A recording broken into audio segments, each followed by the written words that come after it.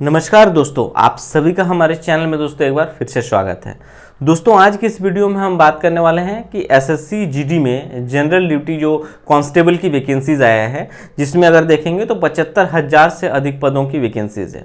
तो इसमें दोस्तों सिलेक्शन प्रोसेस को लेकर डिस्कस करेंगे, खासकर आपका सीबीटी एग्जाम, पीईटी एग्जाम यानी physical efficiency test and PST physical standards test, medical and documents में क्या क्या जरूरत है और कैसे आपको ये एग्जाम होगा।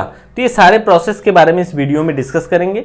जो भी लोग आवेदन करना चाहते हैं दोस्तों, मैं आप एक बार फिर से कह दे रहा हूँ, इसका जो ऑनलाइन आवेदन का डेट है ये अभी तक है, यानी 24 नवंबर से लेकर, ठीक है, 24 नवंबर 2023 से लेकर ये चलेगा 28 दिसंबर तक, ठीक है, 2023 तक आप इसमें आवेदन कर सकते हैं। ये आवेदन की तिथि है, ठीक है। तो आप बात करेंगे इससे वैकेंसी और साथ ही इसका प्रोसेस के बारे में। आप सभी को पता होगा दोस्तों कि ये इसके बारे में मैं एक डिटेल वीडियो बना चुका हूं, जिसमें आपका योग्यता, एप्लीकेशंस भी, आपका एग्जाम पैटर्न से रिलेटेड वीडियो में बना चुका हूं। जिन दोस्तों को देखना हो वो चैनल में जाके देख सकते हैं। फिर भी मैं एक बार बता दे रहा हूँ दोस्तों कि टोटल वैकेंसीज जो है वो है 75,768 पदों की वैकेंसीज है। और पैरामिलिट्री फोर्स जो कि गृह मंत्रालय के अधीन आते हैं ये सारे पोस्ट, ठीक है, चाहे बीएसएफ की बात करें, सीआईएसएफ की बात करें, सीआरपीएफ हो, एसएसबी हो, आईटीबीपी हो, असम राइफल्स हो, है ना, एसएसएफ जो है, ये सारे गृह मंत्रालय के अधीन आता है और इसमें हर में अलग अलग वैकेंसीज है।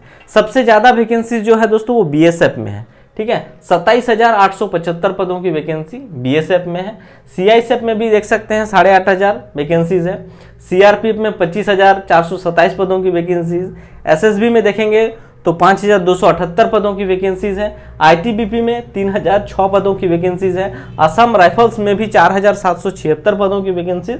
और एसएसएफ में दोस्तों हर बार कम ही रहता है, तो ये है 583 पदों की वैकेंसीज है इसमें, ठीक है। अब देखिए कि इसमें आपका सिलेक्शन कैसे होगा। एज लिमिट वगैरह के बारे में पहले ही डिस्कस कर चुका हूं, फिर भी मैं बता दे रहा हूं, 18 से 23 वर्ष कि जो लोग युवा लोग हैं वही लोग भर पाएंगे। और साथ ही एज रिलैक्सेशन मिलेगा, जैसे अगर आप ओबीसी कैटेगरी से हैं तो 3 इयर्स का एज रिलैक्सेशन मिल जाएगा। एससी एसटी है तो 5 इयर्स, एक सर्विसमैन है तो भी आपको रिलैक्सेशन मिल जाएगा। अब बात कर लेते हैं इसका सिलेक्शन प्रोसेस। उससे पहले एक बार देख लेते हैं कि पे लेवल सैलरी क्या होगा। तो सैलरी दोस्तों इसका बेसिक जो है 18,000 से लेकर 56,900 के बीच है। साथ ही आपका इसमें जो डीए, टीए, मेडिकल अलाउंस जो है वो सारा चीज इसमें मिलेगा। अप्रोक्सीमेट अगर देखेंगे तो शुरुआती दौर में इन हैंड आपको 35 to 40,000 के आसपास मिल जाएगा, ठीक है। सिलेक्शन प्रोसेस में दोस्तों देखिए सबसे इंपॉर्टेंट चीज है कि यहाँ पे आपको 5 स्टेज रखा गया है सिलेक्शन में। क्या क्या है? पहला है सीबीटी एग्जाम। सीबीटी एग्जाम कहने का मतलब क्या है दोस्तों कि कंप्यूटर बेस्ड टेस्ट, जो कि एक ऑनलाइन एग्जाम होता है। आज के समय हर एग्जाम ऑनलाइन हो रहा है, ठीक है। तो कंप्यूटर में आपका ऑनलाइन एग्जाम लिया जाएगा। दूसरा जो है, यानी जो यहाँ पास करेंगे वो जाएंगे पीईटी में। पीईटी फिजिकल एफिशिएंसी टेस्ट, यानी दोस्तों आपको शारीरिक जो दौड़ होता है, चूंकि डिफेंस की वैकेंसीज है, मिलिट्री की वैकेंसीज है पैरामिलिट्री में, तो यहाँ पे दौड़ रेस यानी शारीरिक दक्षता जो होता है, एफिशिएंसी को ज़्यादा इसे तवज्जो दिया जाता है, जिस वजह से फिजिकल एफिशिएंसी टेस्ट आपको देना पड़ेगा। यहाँ पे जो लोग क्वालिफाई करेंगे वहाँ पे पीएसटी एग्जाम। पीएसटी कहने का मतलब फिजिकल स्टैंडर्ड टेस्ट, यानी स्टैंडर्ड कहने का मतलब जो शारीरिक माप योग होता है। हर जैसे क्राइटेरिया होता है ना कि अगर आप डिफेंस की वैकेंसीज भर रहे हैं तो हाइट इतना न्यूनतम होना ही चाहिए, तो वो सारा चीज यहाँ पे टेस्ट किया जाएगा। हाइट, सीना वगैरह वगैरह चीज जो होता है पीएसटी में चेक होता है। एंड देन मेडिकल टेस्ट भी होगा दोस्तों, चूंकि पैरामिलिट्री फोर्सेज की वैकेंसीज है, यहाँ पे सारे चीज़ों को टेस्ट किया जाता है। इसमें आँख टेस्ट किया जाएगा, आपका आँख, नाक, कान, हार्ट बीट कितना है, आपका ब्लड प्रेशर कितना है, शुगर का लेवल क्या है, यूरिन टेस्ट किया जाता है वगैरह वगैरह। और भी इंटरनल जो कुछ बॉडी के पार्ट्स होते हैं वो सारा चेक किया जाता है, ठीक है, मेडिकल में। और उसके बाद डॉक्यूमेंट। तो डॉक्यूमेंट आप सभी को पता है दोस्तों कि डॉक्यूमेंट्स में यहाँ पे ज़्यादा कुछ चेक नहीं किया जाता है। नॉर्मली जैसे कुछ लोग कास्ट सर्टिफिकेट्स के थ्रू भरते हैं, ईडब्ल्यूएस कैटेगरी से भरते हैं, तो वो सारा डॉक्यूमेंट्स चेक होगा। और साथ ही जो इसमें योग्यता मांगा गया है 10वीं पास, तो आपके 10th के सर्टिफिकेट को चेक किया जाएगा, ठीक है। इसके अलावा अगर जैसे कुछ लोग अगर एनसीसी पास आउट है, स्पोर्ट्स सर्टिफिकेट से दिए हैं, तो वो सारा सर्टिफिकेट जो शो करते हैं वो सारा चीज़ यहाँ पे चेक होता है। इसके अलावा डॉक्यूमेंटेशंस में ज़्यादा कोई झमेला नहीं है। अब देखिए सीबीटी एग्जाम जो होगा दोस्तों, मैं पहले भी बता चुका था, फिर भी मैं बता दे रहा हूँ, सीबीटी एग्जाम जो होगा दोस्तों वो ऑब्जेक्टिव टाइप का होगा। 80 क्वेश्चन पूछा जाएगा, ठीक है। 80 क्वेश्चन ऑब्जेक्टिव टाइप के रहेंगे, जिसमें से हर एक क्वेश्चन में 2 नंबर मिलेंगे, यानी 2 इंटू अगर 80 करेंगे तो 160 का फुल मार्क्स होगा। समय 1 घंटा आपको मिलेगा। 4 सेगमेंट से क्वेश्चन पूछा जाएगा इसमें, जिसमें से आपका इंटेलिजेंस रीजनिंग हो गया, जीआई इंटेलिजेंस रीजनिंग, फिर जीके एंड अवेयरनेस जो है वो दूसरा सेगमेंट हो गया, मैथ तीसरा सेगमेंट हो गया, और चौथा सेगमेंट जो है वो हिंदी और इंग्लिश से कुछ क्वेश्चन पूछे जाएंगे। हर एक सेगमेंट में 4 सेगमेंट, हर एक सेगमेंट में 20-20 क्वेश्चन पूछे जाएंगे। नेगेटिव मार्किंग भी है, 0.50 का नेगेटिव मार्किंग रखा गया है। अब हम लोग मूलतः बात करेंगे पीईटी के बारे में, फिजिकल एफिशिएंसी टेस्ट, दौड़। तो दौड़ देखिए दोस्तों, चूंकि महिला और पुरुष दोनों लोग भर सकते हैं, इसीलिए दोनों के लिए अलग अलग क्राइटेरिया रखा गया है। दौड़ में देखिए, दौड़ आपका 2 तरह का होगा दोस्तों, एक होगा लॉन्ग रन होगा, एक होगा शॉर्ट रन, ठीक है। लॉन्ग रन जो होगा दोस्तों वो 5 किलोमीटर का आपको दौड़ना पड़ेगा, जिसमें 24 मिनट में आपको कंप्लीट करना है 5 किलोमीटर, ठीक है।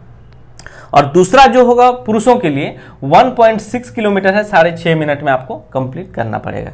वहीं पे महिलाओं के लिए अगर देखेंगे, फीमेल के लिए, तो जो लॉन्ग रन है वो 1.6 किलोमीटर रखा गया है 8.5 मिनट में, और जो शॉर्ट रखा गया वो 800 मीटर रखा गया है 4 मिनट में, ठीक है। तो ये रहा दौड़, ये हो गया फिजिकल एफिशिएंसी, ये आपका टेस्ट किया जाएगा। इससे ज़्यादा यहाँ पे और कुछ नहीं है। अब आते हैं पीएसटी में, फिजिकल स्टैंडर्ड टेस्ट, जिसमें से अगर देखेंगे तो बेसिकली 2 चीज़ों का माप किया जा रहा है यहाँ पे, ऊंचाई का और दूसरा सीना का, चेस्ट का। चेस्ट सिर्फ पुरुषों के लिए है।